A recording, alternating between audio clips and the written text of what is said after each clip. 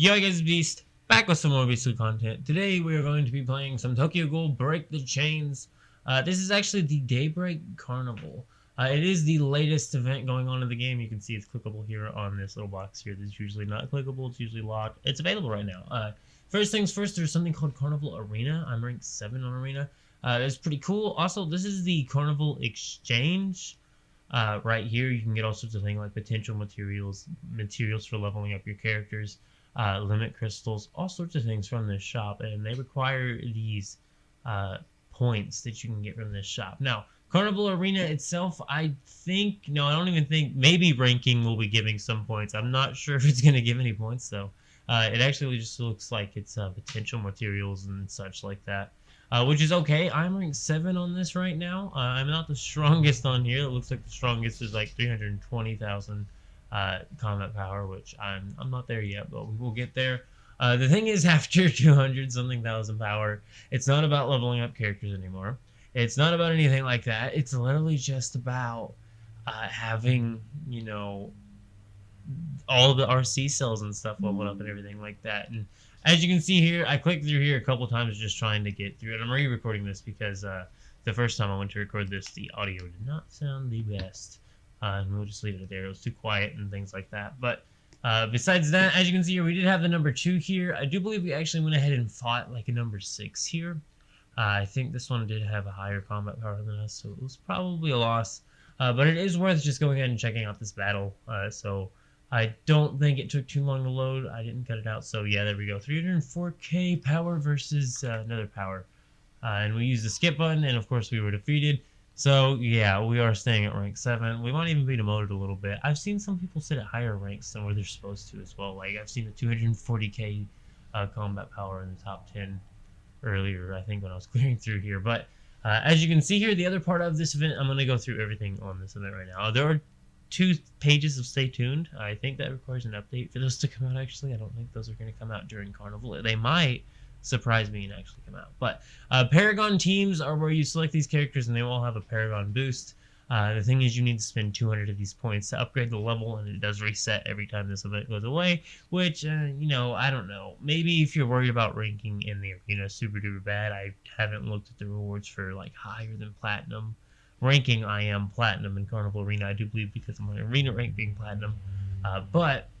As you can see here, this is the main thing. So there is like 50 or 100 or something like that of these stages. I mean, they seem to go on forever and ever and ever. And also there's like 60 days to clear this event. I can go up to about stage 25. According to the recommended CP, my team should be able to be up to stage 25, which soon enough we will be seeing the actual combat of this. I'm going to do like a little time lapse showing you how my team does in this event. Also, I'm going to explain the rules of clearing these stages. If some of you are confused as to what you have to do to actually win the stage, I'm going to go ahead and explain that. I'll explain the objectives, things like that. I already explained Carnival Exchange, already explained Arena. Now on to the quest. This is where you can get a big number of points and gems. There's 210 diamonds in here, guys. This resets weekly. That means in a month you can get like 210 times 4. So 2, 4, 6, 8. Like 840 diamonds, 840 diamonds a month extra from this while it's running on. So almost 2,000 diamonds extra just from this event alone, just from the quest alone. Do keep that in mind. That's not including the stages, which the stage probably, if you clear every single stage, you could probably get a good 500 diamonds out of clearing this event. Like, this is not a joke. If you're a free-to-play player and you have a lot of combat power, or you have a good team, and you have good units, and you need more diamonds, and you easily can just by saving the 3,000 diamonds, then this event is definitely worth doing, especially all these quests. As you can see, I usually slack on half of those quests, but they're super easy to do. They just require you playing the game and doing it. And, so there's some parts of this game where it's like a gameplay loop. It's super duper repetitive. And repetitive things for me don't really clash. But if I needed a material out of this, that would be a completely different story. I would have already cleared a whole bunch more of this. I also would have, been doing arena, been doing dispatches, been doing battles. I haven't been doing any of that. I think I did like 1 week of the first carnival, but this is the second one. This is the Daybreak version. I do believe the only difference in the versions is just that there's slightly different materials in there. Now, some of the materials are the same from last carnival. Some of them are different.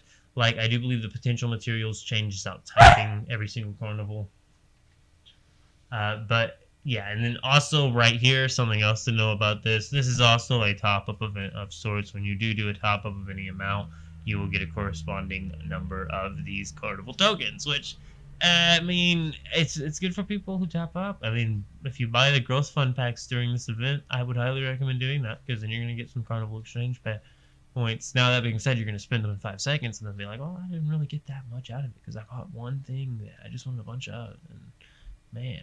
But anyway, as you can see here, I haven't actually challenged very much of this at all. As a matter of fact, none of it on this version of Carnival. I figured we could go ahead and get into Carnival, and I figured I'd go ahead and explain it to you and go through it, show you how my team does, give you an example of how to beat it, and just things like that. Also, my tactics when I usually challenge Carnival. There's a certain way to challenge it. So, clearance goals on the right there. Defeat all bosses. Achieve 100% extermination progress. So, every single person that you click on there will give you a certain number of extermination progress. If it's an elite character, it will be giving a higher percentage than if it's a weak character. And bosses do not give clear percentage for the extermination wise. They don't give an extermination percent. But they do give boss clears, and you have to get the 3 boss clears, and you have to do the exterminations. Now, with my team, it's super good. I'm challenging all 3 bosses at once.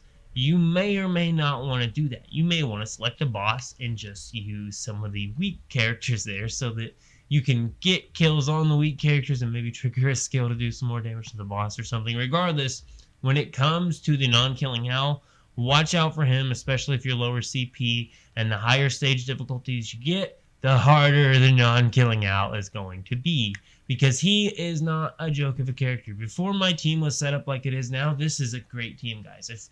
If you have this team, you probably know what I'm saying. This team works so good. The Uta giving everybody 3 stars instantly, the Motto and the Black Dog work together so well. Motto's anyone below 40% HP, Motto will attack them and do some more damage. If he gets a kill, he will be allowing her to go ahead and get an attack, and when she gets an attack, chances are she's going to lower someone else to below 40%. Then he can kill that person and finish them off. Like right there, we almost finished the boss off with that tactic that I was just describing there, and we're going to with Shachi right here. Bang. There is non-killing Al, and as you can see, our Motto is doing, you know, a decent 142k damage, guys. Not sleeping at all. And as you can see there's that combo I'm talking about. You will see more of that in the time lapse coming up, guys. I'm just letting you know there's a time lapse coming up, so hang tight until the time lapse, because I picked some good music. But anyway, so as you can see here, we are done. That is the end of this battle. I do believe I'm going to go ahead and show you the time lapse. So here you go. I'll be back in a bit. But yeah.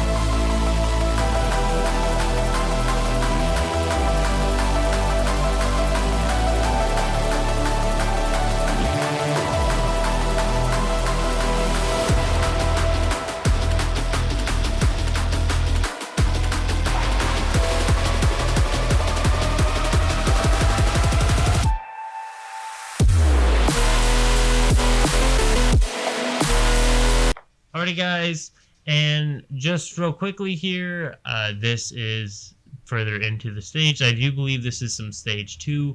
I think we selected some elites on here or something like that. Yeah, so there is an elite character on there.